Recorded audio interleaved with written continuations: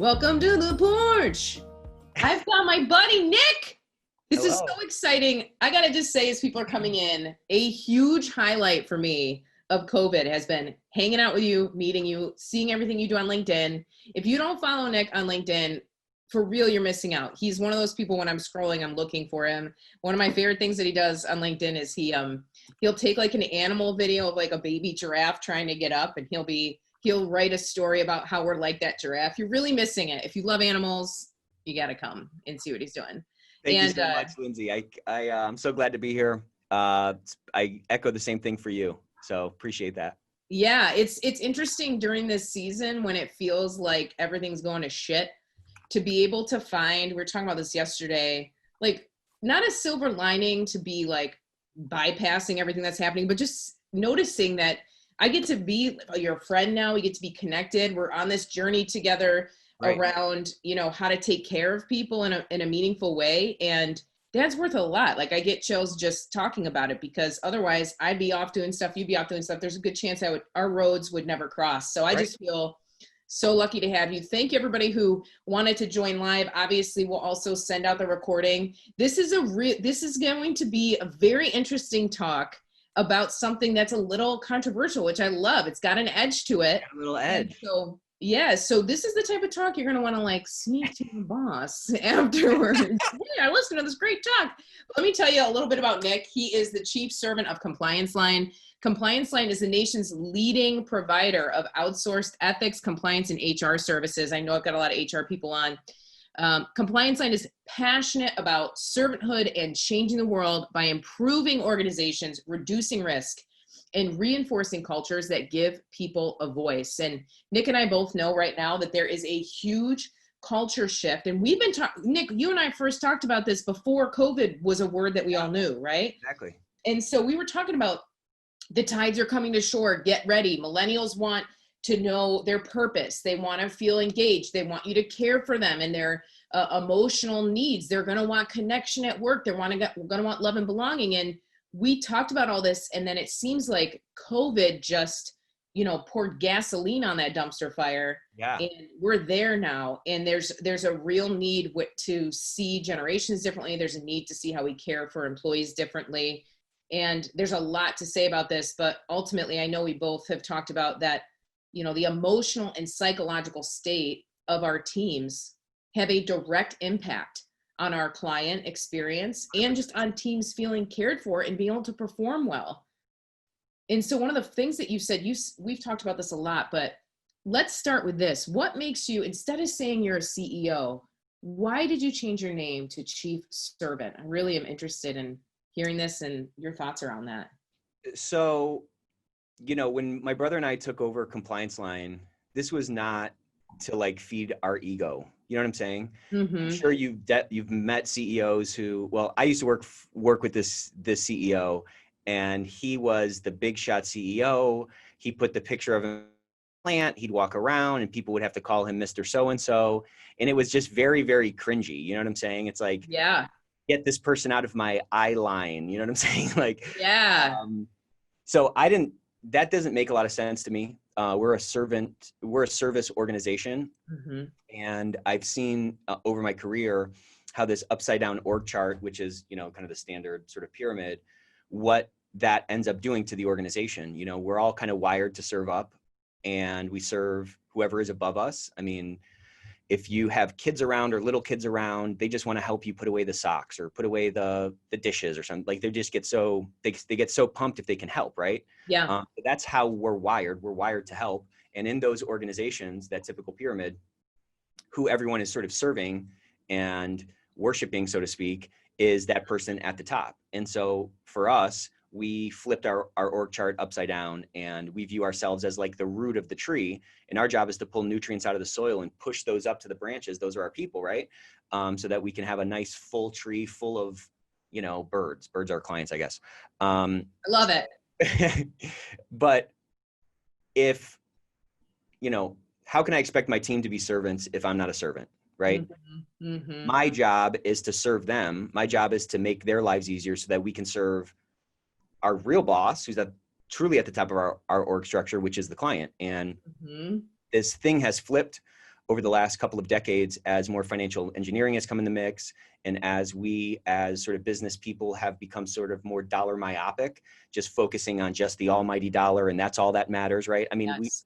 now people are talking about the triple bottom line, and there's more stakeholders in this mix than just the shareholders, right? A shareholder is part of a subset of stakeholders. Well, you need to maximize the experience for all those stakeholders, and those span from obviously shareholders, the owners, they want a return for your business, but then the client, they rely on the business to do some work or to make their lives easier, and then obviously the employees, they support their families by essentially volunteering to come to these four walls every day and to pursue some mission of our organization. So the whole point is it all starts for me. It all starts from my brother, right? Like if a fish stinks, it stinks from the head. So if I'm just all about myself, well, then everyone else is going to be all about themselves. But if I cannot be about others, and I can, make myself the least of people, and we all can acclimate toward serving the people who rely on us, the people who keep our lights on and pay our salaries and stuff. It's just kind of a flip, we kind of flip the whole scenario. You know what I mean? Yeah. Do you feel like you were born to think this way, Nick? Or what got you to the point where you thought, we got to flip the org chart. It's about loving people, caring for them. I'm the root of that tree. What switched your mentality? Do you remember? Yeah. I mean, it's probably part of, part was probably the way that I was raised. I was raised in I kind of came from, humble beginnings in our family. My dad fled Cuba. He fled sort of the communist regime. He fled as a refugee and came to this country with nothing, Yeah. So I think we just saw firsthand that by, growing up in our parents' business, we saw how, through their example, they lived this way out. You know what I'm saying? This was not, you got to take care of your clients, and you want to keep those guys for a long time, and you got to take care of your people, and you have to put those people first. And so I kind of had that background, and then I had a lot of experiences in my sort of professional life where I saw the antithesis of that. And it was just it just created this really inauthentic environment. And I just saw a lot of waste from that, right? You saw people hate their boss, and they, unapproachability, and you can't stick your neck out, whatever that means. All those negative elements end up coming along with this other thing. And we just wanted to create something different because we wanted to run something over the long term. I mean, to your question, I think we just kind of have a long-term focus because we've just seen that everything takes a long time, right? Like those overnight successes, they take 20 years of waiting tables in Hollywood before you get your big break, right? Yeah. So in order to truly like authentically live out that long-term approach, it takes kind of this counterintuitive shift into what's important. And it's a lot of the stuff that you and I resonate on, which is taking care of people and giving people a purpose and giving them something where they feel safe and included. I love that.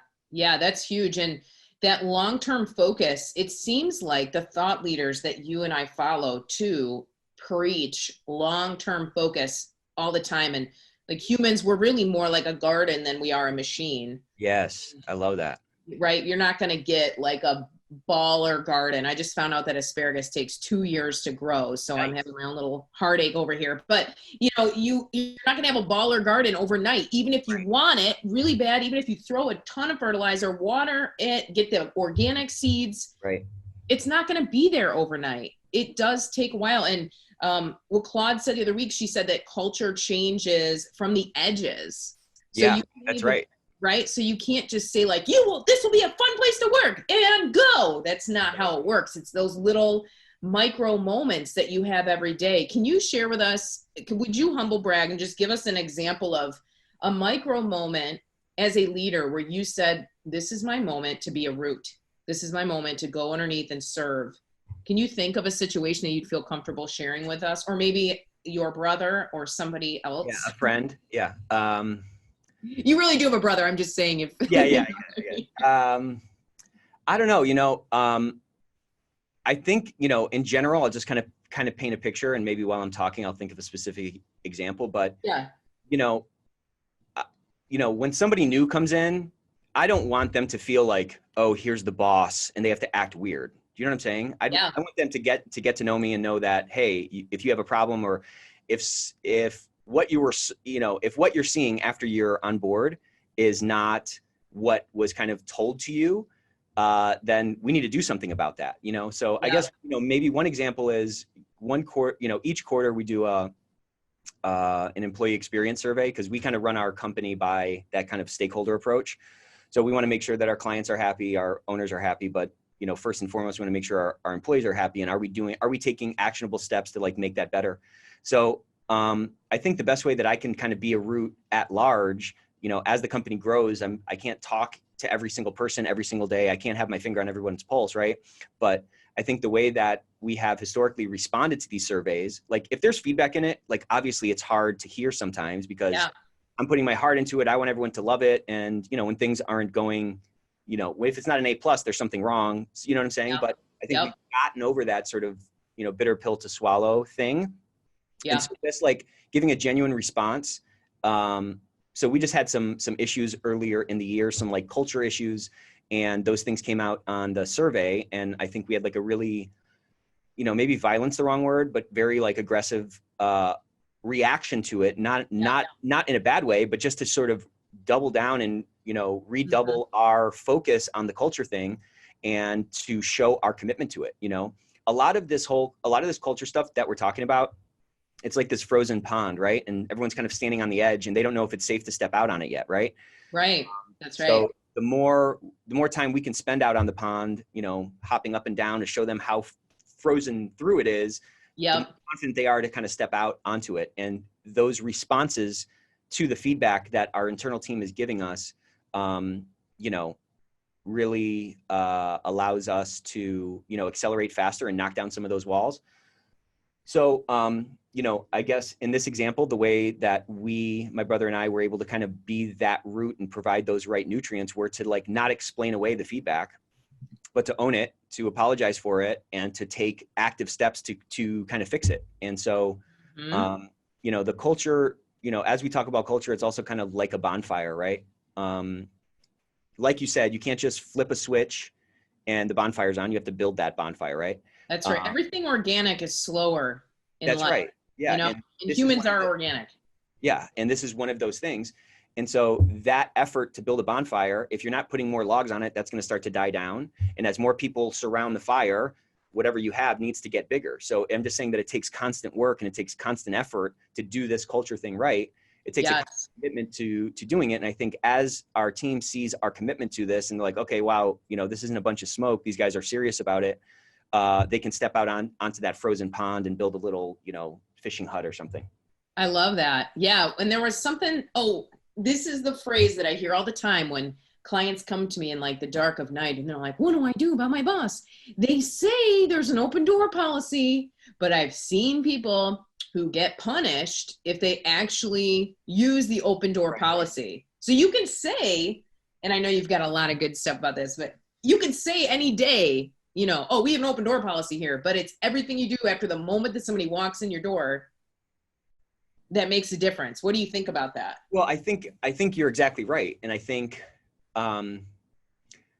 as this conversation has kind of come into the zeitgeist, we're talking about culture and diversity and all these sort of things that, in the 70s, no one was even bringing up in MBA school, right? Like these are all part of the conversation now.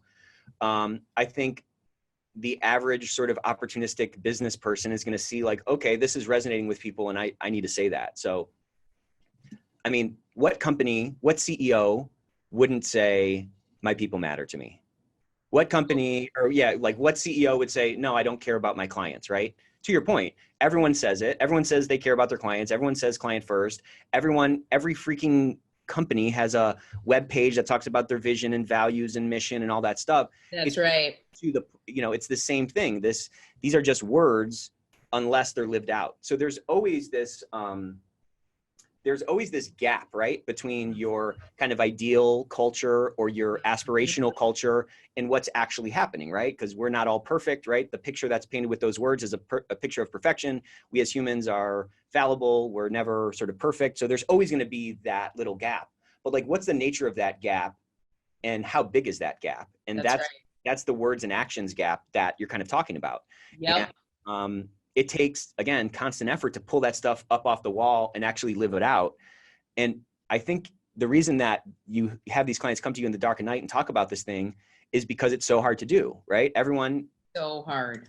mean, think about this COVID thing. This has kind of underscored what I'm about to talk about, but everyone has a life outside of work. They have relationships and families and constraints and challenges and all those other things. So there's always noise in your life that makes it easier to sort of, not do that hard thing, which is to take that feedback or to hear that maybe you're not being effective, or hear, hey, there's a problem on this area that you didn't think there was a problem. It's a lot easier for us to kind of bury our heads in the sand.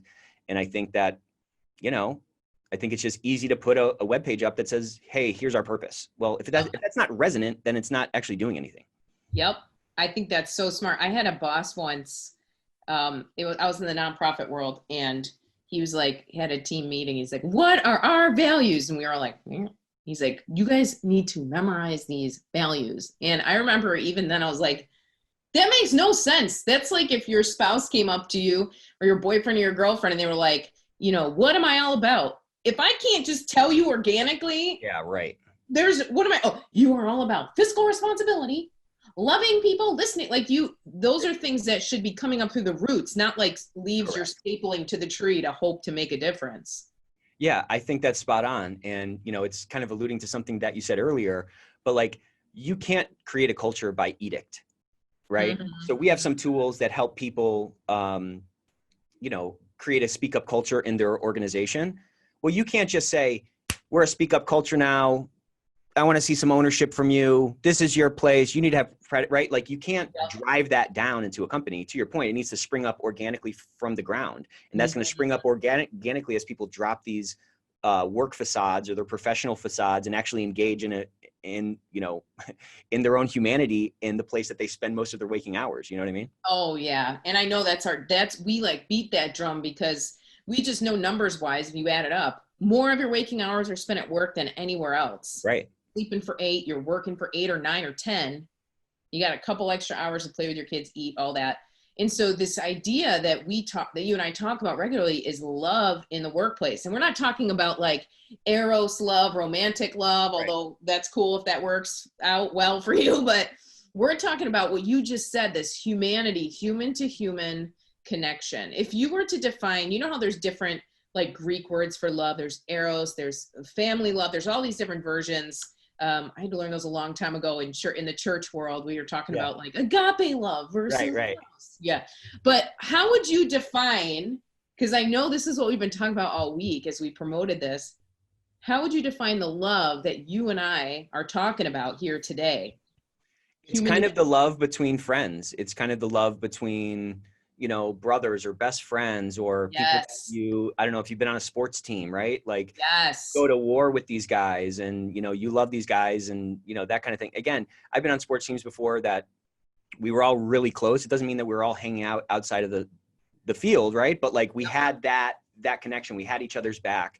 And what the essence of that is, while there are these different types of love, which I get, there's a certain commonality. There's a certain thread that runs through them all. And it's this thread of acceptance. If you've ever fallen in love and somebody tells you that they love you, what is that? It gives you, it puts butterflies in your stomach because you feel worthy or you feel accepted and you feel safe, right? You feel safe in that relationship. And that's what that petri dish is, right? That's that environment that allows for something to grow, this relationship to grow. It's that acceptance, it's that vulnerability and so forth. So if we can bring those elements into these work relationships, which are really not that different than any other relationship. I mean, again, this is not Russia in the 1930s and you're going to go to gulag if you don't show up at work, right? It's largely by, people decide to come to work every day. No one is compelled to be here. I can't court martial someone if they don't show up, although I'd love to, but they have to decide to come. So if we can, I just don't understand this sort of division, this separation between sort of this work person and this sort of outside of work person. It's one person, it's one life. And again, getting back to that thing that you said on LinkedIn the other day, looking for a silver lining or whatever, the negativity is going to take care of itself. We need to find those positives. And I think one positive of this whole situation, as everybody's working from home, is it's forced us to kind of pierce that veil between the work life and home life and recognize that it's really just an integrated life. We should be searching for harmony. We should be searching more for harmony than balance. You know what I mean? I love that. That's exactly, we've been talking about the way I talked about before COVID was whole life understanding. Mm-hmm. And it's like, if there was ever a time to do whole life understanding or whole life integration, like you said, this is it, because you're sitting in my spare bedroom right now with me. My dogs are right there. Like, your life is integrated, whether you like it or not. And so we can't, and even just, I've seen this compassion piece leak out of people too in the best way, because you'll be like, I'm sorry, my kid's babysitter couldn't take them. Like, they're in the other room. They're probably going to interrupt us. And it's this moment of like, oh, that's right. You have a whole nother universe that's probably actually more important to you on a human level than this meeting right now. And again, like, that's the time exchange of respecting that people take time away from their family, their kids, the things that they've cultivated their whole life to give to us. So how do we speak to that and honor that with whole life understanding or life integration, like you said? I think the other piece of this that I'm really curious about is how we're talking about this from a leadership perspective, but then how does an employee say, well, now my job, and this is something I do as a coach, but now my job is to communicate my needs more clearly once the ice is thick enough and I know I'm safe and I can get out on that frozen pond. Right. I got to communicate my needs more clearly and self-advocate, because there's a chance, I believe, Nick, that if I worked for you and I came to you and I said, these are 3 things I need in the next month to be able to work here, that you would be receptive to that versus me kind of griping behind the scenes. Yeah, I think that's exactly right. And I think this is something that you talk a lot about with your clients and just kind of in general, that you have to make it easy for people to help you. You know what I'm saying? And just complaining, that doesn't help anybody, right? And, you know, a leader is no different than anybody else. I don't think. They're just in a different stage and in a different position. And so just like all of us are dealing with putting out fires and how do I prioritize and how do I sort of time splice my, you know, attention to these different things, the easier you can make it for someone, to your point, to help you, the more actionable that feedback is, or the more actionable that observation is. You know what I mean? Yeah, it's hard to love somebody if you don't know what they need. Yeah, right. And again, part of like a true authentic relationship is one where you do know those things. You know what I'm saying? I don't have to go back to your, you know, your eHarmony profile to know what you're interested in. I know it because we know each other and we're in a relationship together, right? So, and I think once we as leaders can drop our guard a little bit and not have that sort of ostensible closed door, which we can all do even in an open office environment, right? By keeping our headphones in and not engaging with people and looking at our phone and stuff like that. If you can tune into the people around you and you have actual relationships, well, then you can start to notice when there's something wrong with someone, and you can perhaps say, hey, what's going on? What's happening? I see like something's going on. And so that again can help open up, you know, if it's an open door, it takes either someone sort of opening that door or the other person walking through it. So there's things you can do to kind of engage to get those things out of people until they can feel safer to say, hey, I need some help, you know? I love that. Yep. And that's one of the things too, I'm working with leaders, is how to ask the questions that you need to ask to actually get to know somebody. Because we think about, even with listening, you know, you read a book a week, so you've probably already read about this, but there's those 3 levels of listening. You can just do like subjective listening, like, right, okay, you're having a bad day, but how does that actually affect me? If it doesn't, like, I don't really care about what's happening, you have to figure it out. Objective listening, we're just kind of listening to the facts of what's going on. And then intuitive listening, which I know you do all the time, even on LinkedIn, is what's going on under the surface for this person. Right. And the best leaders that are loved by their employees have learned how to slow down enough, which is the secret, I think, to intuitive listening, to actually go like, hold on, can I take a breath? And I want to really listen to what this person is saying. That's a totally different paradigm than saying, everybody fill out the sheet and tell us your favorite snack. And someday this week, we're going to get you your favorite snack and you're going to feel loved. Versus totally. Like, oh, Sarah's struggling because her kids, you know, whatever, this happened. I wonder what I could do. We know she loves Pizza Hut. Let's find what, you know, there isn't always, I wonder what you think about this statement, true or false. There isn't always a shortcut for caring for people. You don't always find a shortcut for caring for people. What do you think? I get the point. And so I would say true on one hand, because it takes actual work, right? You can't just go to somebody's Facebook page or their Instagram and be like, oh, okay, I know them, and then resonate with them quickly. Yeah. But I think just treating them like a freaking human being and letting your own vulnerability out is in itself a shortcut. Do you know what I'm saying? That's right. That's true. So I What think about this? Oh, keep going. shortcuts, I'm just saying, I think like a shortcut is possible, but it's a counterintuitive shortcut is my point. You know what I mean? Oh, yes, I get what you're saying. Yeah, so you're like, the fastest way to somebody's heart is to be authentic and vulnerable and real. Yeah, right. So it's really just like, there's a fast way to do this and there's a hard way to do this. Right. And the hard way, I don't think you ever end up doing it because there's never any room for that actual connection. So you have a bunch of surface level conversations and everyone's guarded because I don't want you to think I'm an idiot and you don't want me to think that you're not working and you lose your job. Right. So there's always this kind of this chasm that we're talking across. Like imagine two people on the edge of a chasm trying to have a conversation. That's insane, right? You have a real conversation, somebody you're close with, you're within a couple of feet of them, and you're tuned in and you're reading that body language and, you're not looking at your phone every couple of seconds. So it is harder to do, especially today, because there's so much like conflicting stimulus for our attention. Our phones are going off all the time. It's inherently because of technology has sort of spaced us out. COVID spaced us out. So we have to take those extra steps to like, your mind may be racing when someone's like telling you something inane. You know what I'm saying? You're like, I got to go do this thing, but you can pause for 5 seconds and let that person get it out and reinforce that kind of connection. You know what I mean? Oh, absolutely. I've been learning this. I have a developmental psychologist on my team right now teaching me more about just how humans operate. Yeah. And it's really what you're saying, like the shortcut is to actually be present. The more present you can be with a person in the moment, the quicker you're going to move through whatever that obstacle is. Yeah. And you can shortcut to trust, right? Like that's the main pillar under like a strong culture. It's going to be this trust piece and it's going to be this purpose piece. So that trust piece is always based on sort of like an authentic connection. Unless somebody like, I don't know, I've been in jobs before where there were layoffs going on, but I knew that I was a top performer. So I had kind of trust in my position in the company. So I didn't have that worry that other people, had. So my point is just that like, once that trust is there, then you can really kind of let your hair down and you can really kind of settle into your space and make that thing your own, which again feeds right into that ownership mentality that we all want our teams to have, right? That cohesion, everyone pointing in the same direction, everyone understanding what our game plan is and what our mission is and so forth. So being aligned and then having that trust piece in place where people, it's almost the trust piece too, I see happening where people, they get called into their boss's office and their first thought is like, oh my gosh, I'm gonna get fired. Something bad's gonna happen.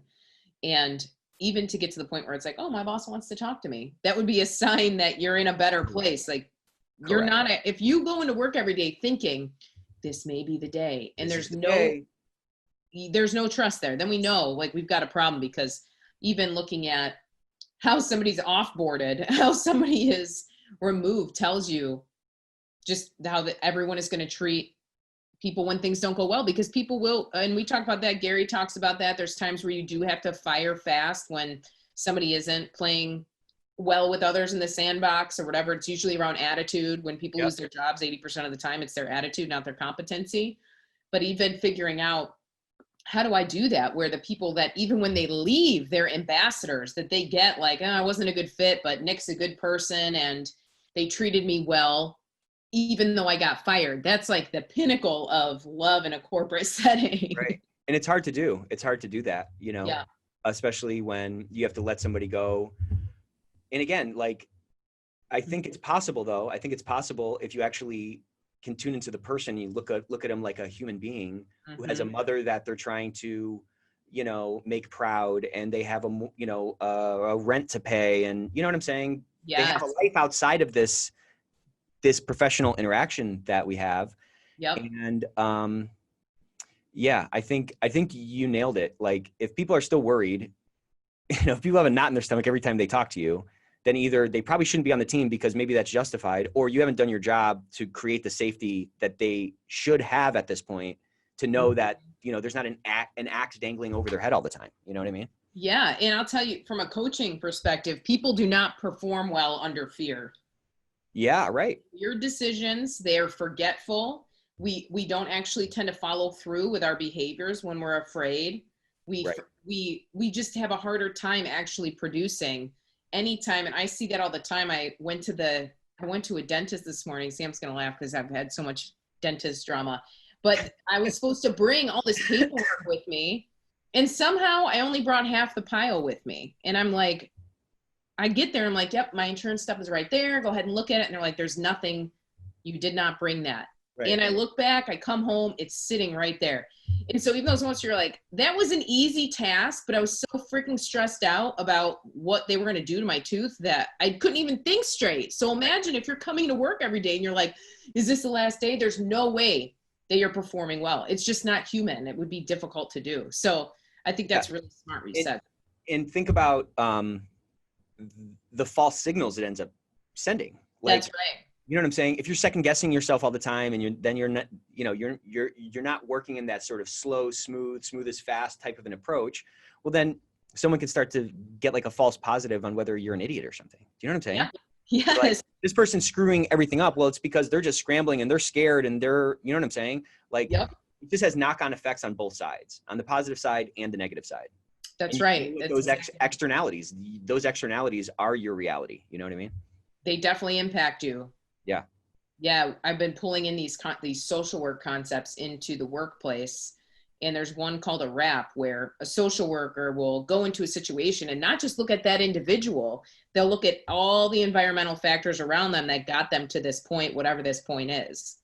And that's what we do. What we can do too is put on that hat and go, what else? Like a wrap, like think of a burrito. What else is on that, in that wrap, right, that's affecting this person? Because it's not just that they're choosing to be selfish or lazy. Correct. Typically humans, the only time we're in that spot is when we're in a really dark place, that we're being lazy and we don't want to get work done. More often than not, when people are avoiding work, they're anxious, they're overwhelmed. They've got too many like mental windows open on their brain computer. And so they can't think straight. And so even this idea of part of love is giving people the benefit of the doubt and slowing down and actually listening and seeing if they can self-identify what's going on so we can fix it.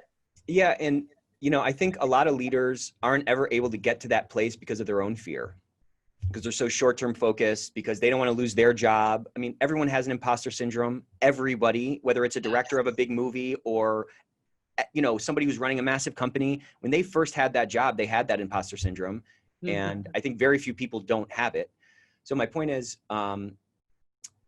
that's on one side of it. And then I think people should also recognize that, like, it's not really that hard to do, because we do it to ourselves all the time. Like, totally. We always cut ourselves a bunch of slack. You know what I'm saying? Like, I mean, when you forgot those papers, you were like, oh, well, this is because I'm so stressed. And like, you had a reason, because you're living in it and that rap because you're living that rap.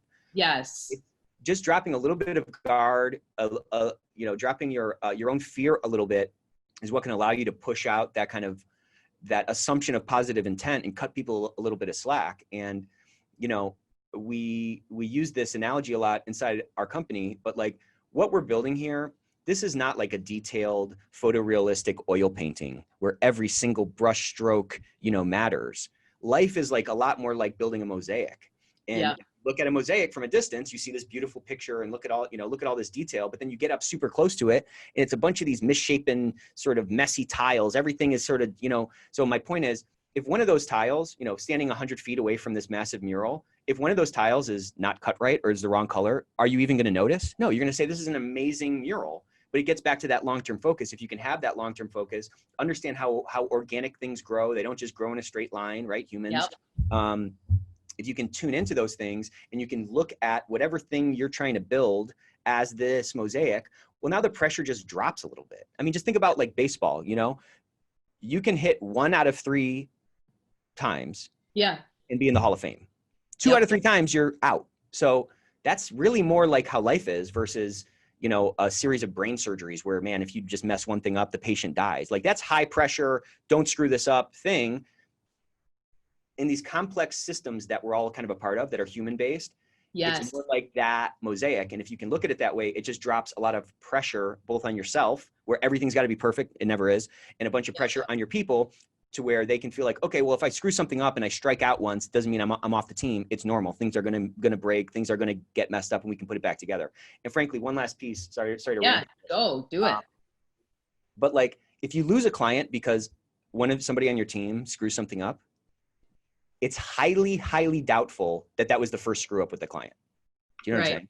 Oh So yeah. it was probably a bunch of straws underneath that final straw that broke the camel's back. So even in those cases, we just need to create a little bit more safety for people, because to your point, if you're so worried all the time about screwing this up and getting fired, then you're never going to put your unique gifts to work. You're never going to bring that God-given talent that you have to push the purpose of the organization forward. And that's what our job is, to create an environment that resonates with people and frees them up to do that.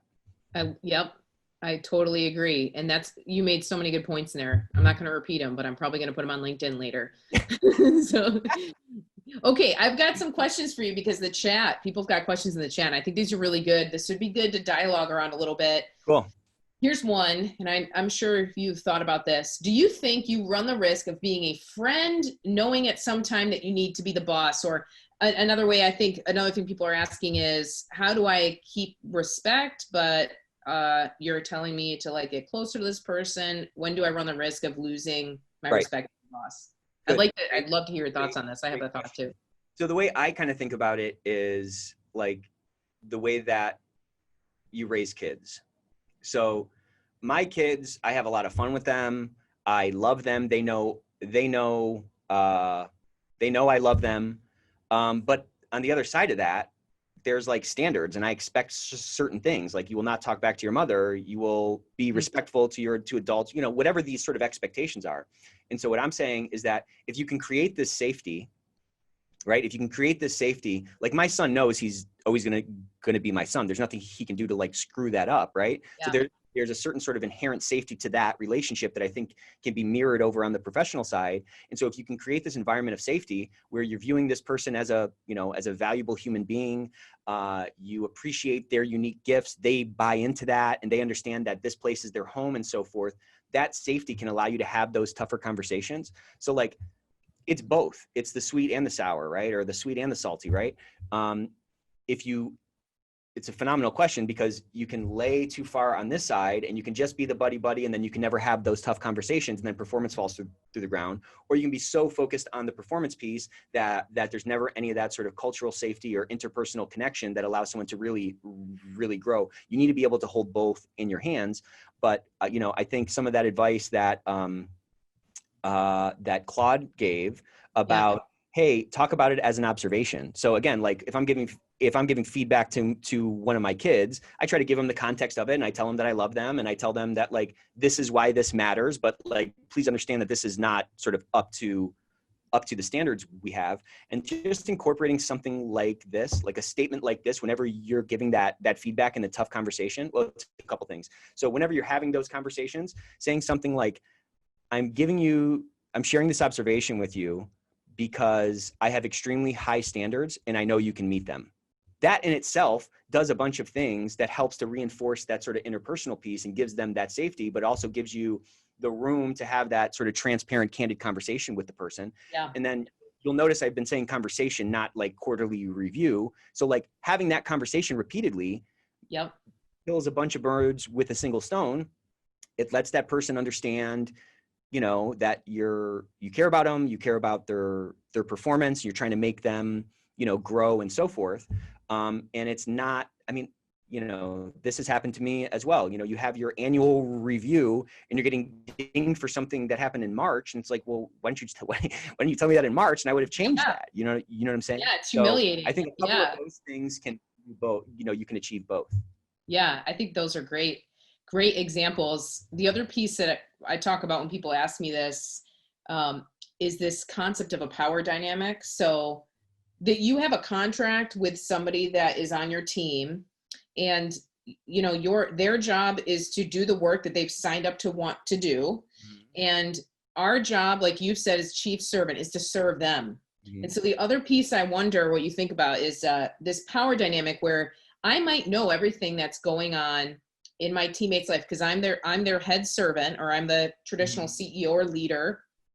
I might know what's going on in their life and support them, but I'm not doing this standard friendship where I also expect them to reciprocate and support me. My job as a leader is to go get my bucket filled somewhere else, come to my team to support them and care for them. So fill their bucket. Yeah, absolutely. That's exactly. So the water really does flow one way, where a friendship is a different type of contract. A friendship is, we come to the table, whoever has a need, the other person there's a not expectation, but there's an idea that we're going to help fulfill each other reciprocity, which if you've ever had a boss who expected reciprocity all the time, like on a bigger team or when there's a hierarchy, Right. it's just awkward. That can be like really tense. Like, Totally. okay, am I supposed to walk the boss's dog then because they're stressed because this and this? It's like, no, you're not their friend in that way. Right.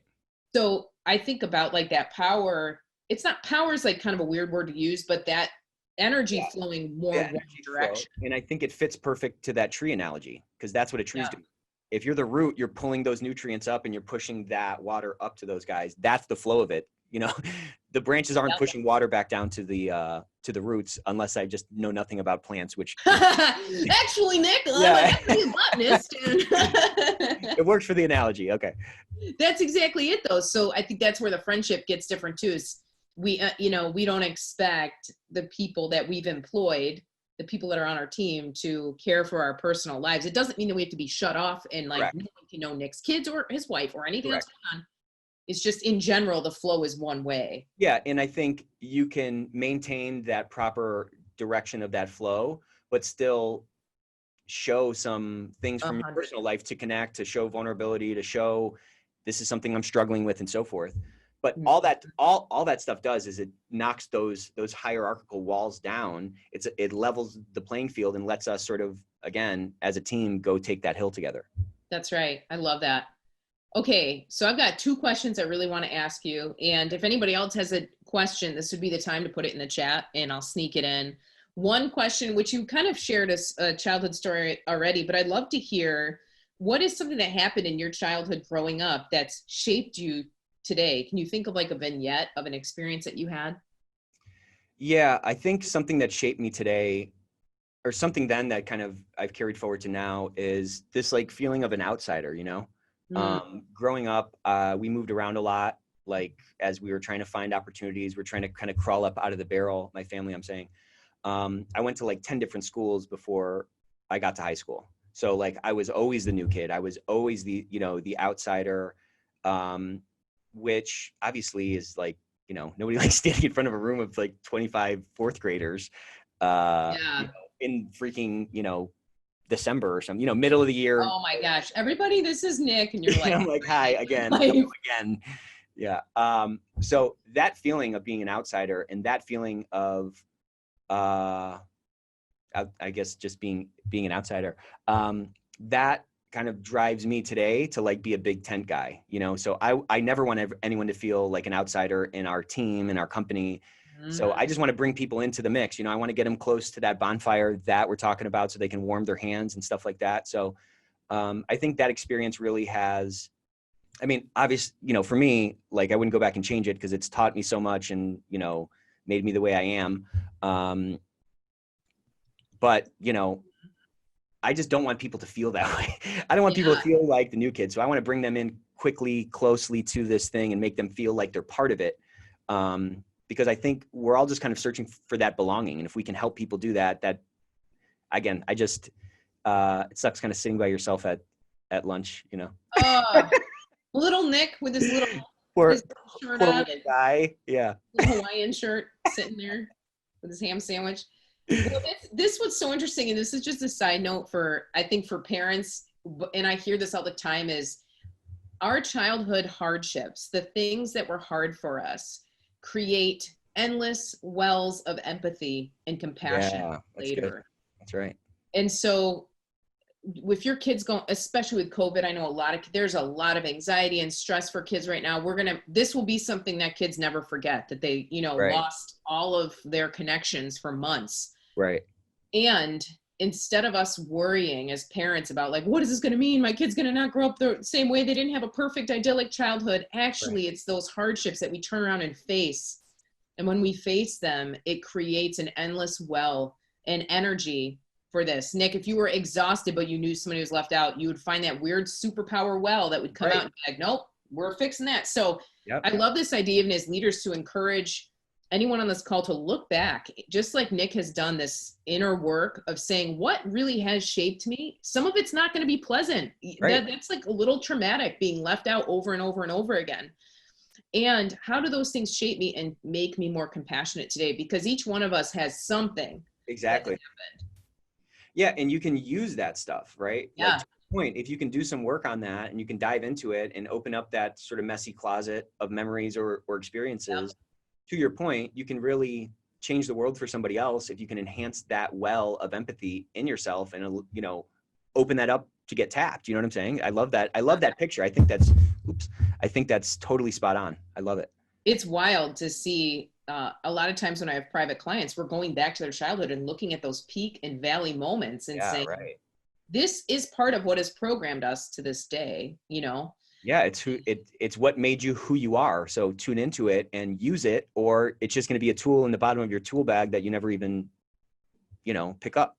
Yeah, because Nick, you could be like, I was really poor growing up and nobody liked me. And that meant to me that this was what life was going to be. But you've taken that and transformed it. And I think we all have to make that choice. I've never met somebody who said like, everything was great, actually. Like everything was stable, had everything, all my needs met, all my friends liked me.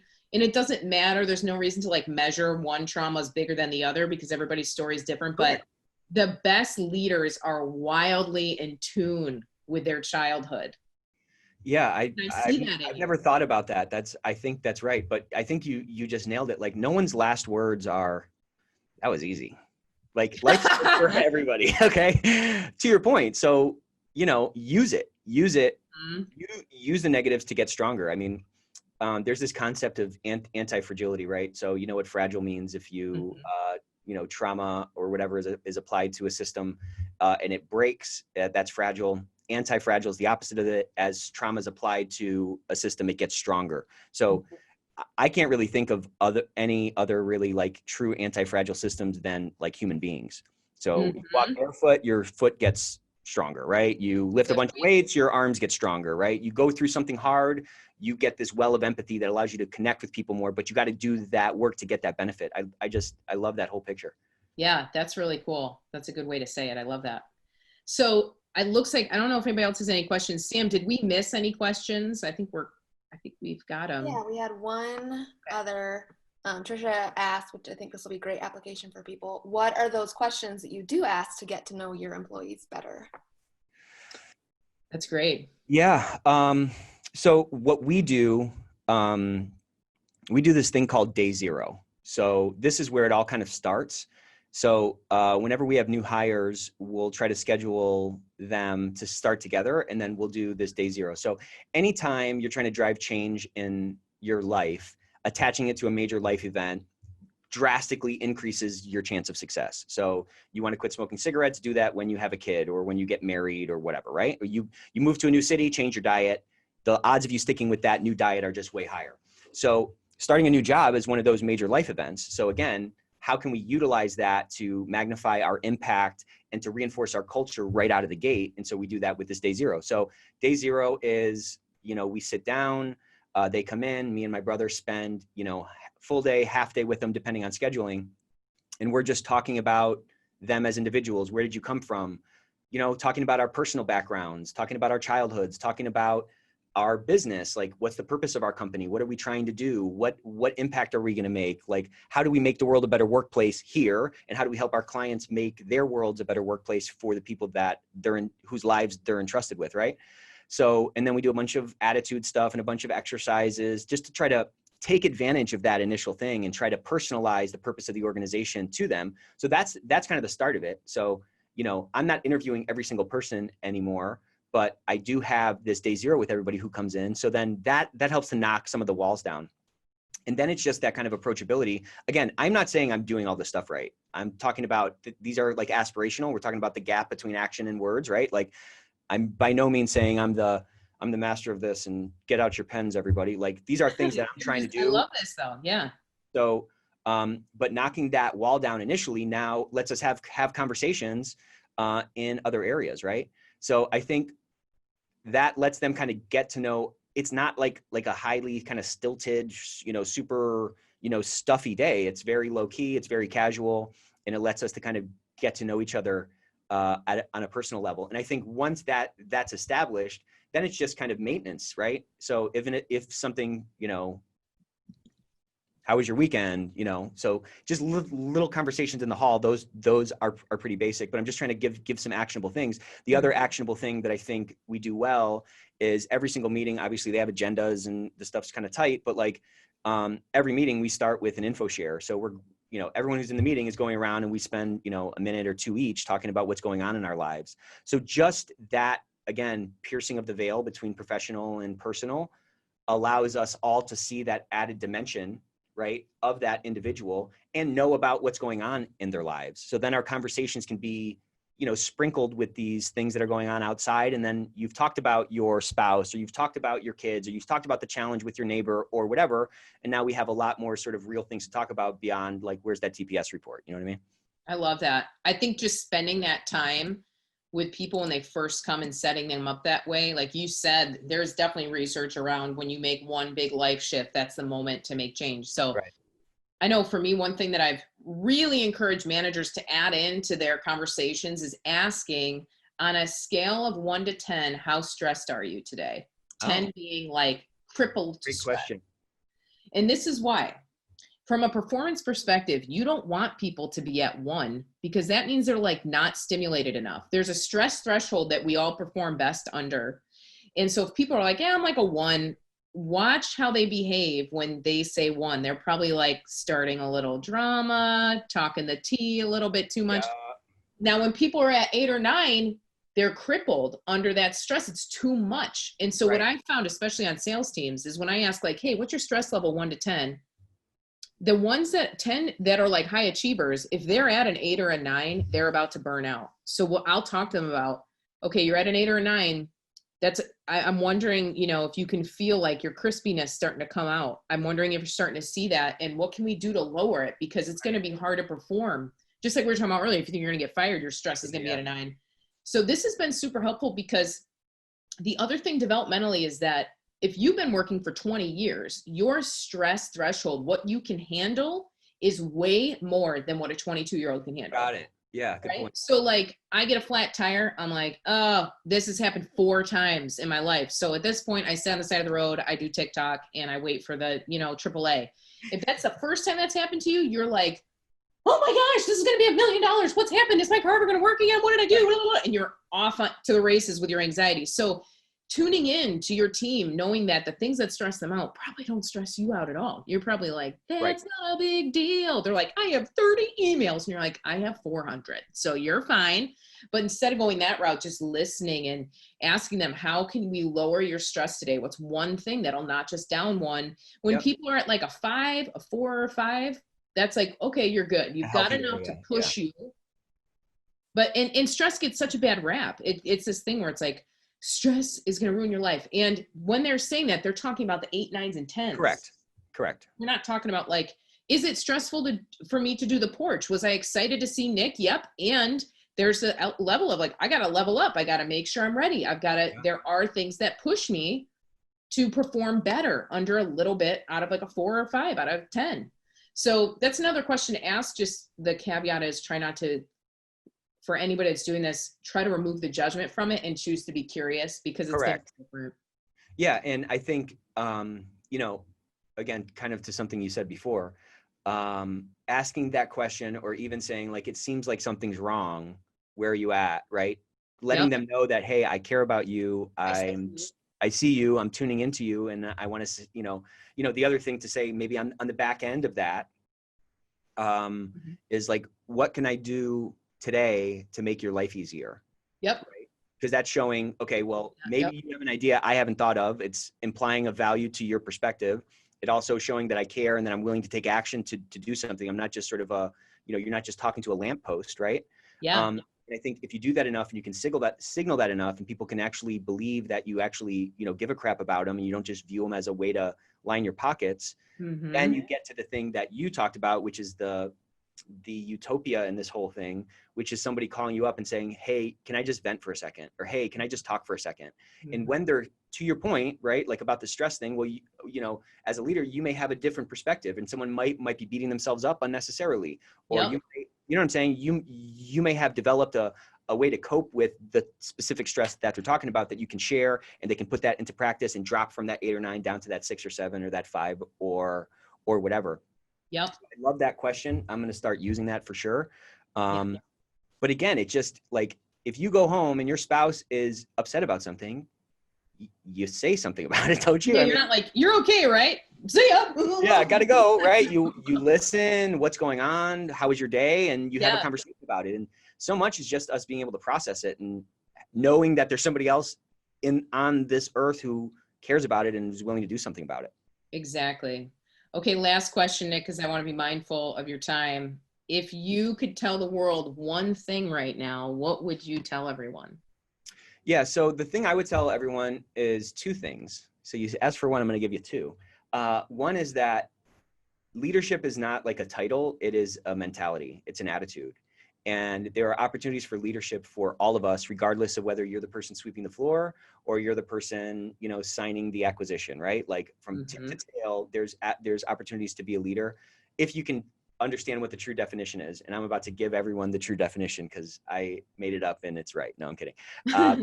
But a leader is just somebody who's willing to do the right thing in the context of whatever system they're in, and then who's willing to be an example to those around them. So again, you can be a leader no matter where you are in the mix, right?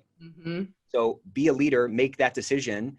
You know, if you have to fake it till you make it, do it, but put yourself out there and get over your fear of being vulnerable, or get over your fear of looking stupid, whatever that means. Like, as if anybody like has it all figured out. Everyone's just guessing. Everyone's guessing. They're trying to, you know, make educated guesses. And I'm not saying everyone's an idiot, but I'm just saying,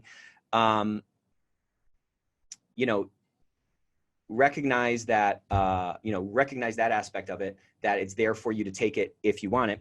And then the other thing I would say is give to give. Don't give with that reciprocity mentality where I'm going to give to get. I think give just for the sake of it. And you can get everything in life you want if you help enough other people get what they want. And if you believe that and you buy into it and you understand the sort of the network effects of sowing those good seeds and recognizing that, you know, I don't plant oranges and get a corn crop. And I also don't plant an acorn today and get an oak tree tomorrow. All this stuff takes time and I have to do those right things and, you know, to get those right outputs. You know, just give, just pour out and give and take care of the people around you. And don't worry about what you're going to get out of it. I can just tell you it'll be tenfold. It absolutely will be tenfold. But when you get so myopic on making sure you're keeping the balance sheet of giving between your life and the world, you're never going to get these network effects that I'm talking about. Yep. That's beautiful. That's so great, Nick. And I see you do that every day on LinkedIn and when you're interacting and when you're doing these interviews. I see that every day. So if you haven't followed Nick yet on LinkedIn, just search Nick Gallo. You'll find him. You'll see uplifting and helpful material in your feed all the time. I'm so glad that you were here, Nick. This was awesome. It's always good to see you get my creative juices flowing. And there's so much. I've taken copious notes. So thank you for your time. Yeah, thanks for having me on. It's the highlight of my day for sure. Totally honored to be here. I love nerding out on this stuff with you and love what you're doing. I think just always remember, and I think anyone who's listening, a lot more people see what you're putting out there than you think. And I think, you know, LinkedIn is kind of a metaphor for life, right? Like a lot more people see what you're doing than like it or comment on it. And a lot more people see your example than acknowledge it. So just know that, you know, keep pushing that stuff out there. And you're somebody who, you know, I look up to a lot. I've learned a lot from, and again, I'm just so thankful for our friendship and to be invited on this amazing, this amazing platform that you created. Thanks, Nick. That's so great. Well, I will see you probably right after this on LinkedIn. Thank you. Absolutely. For your time. And if anybody's interested, the next conversation we're going to have is in line with this. We're going to be talking about EQ with one of my favorite humans, Lauren Moffat. She's certified in an assessment, one of the only true assessments around emotional intelligence. She knows a lot about this. It's going to be fun to have her on. It'll be a similar conversation too, because some of you are asking questions like, how do I help? You know, somebody asked a really good question. In this workplace, how do we help others self-examine or develop their, you know, find or develop their childhood experiences? Stay in this conversation. Follow Nick. Come to the Porch on Tuesday when we talk more about emotional intelligence, and you'll start to see how this actually plays out practically every day, all the time. So thank you all for being here, Nick. You're the bomb. Thank you. That's such a 90s reference, but I'm into it still. Everybody have a great rest of your day. Take care of yourselves. We will see you on Tuesday. Bye-bye. Bye.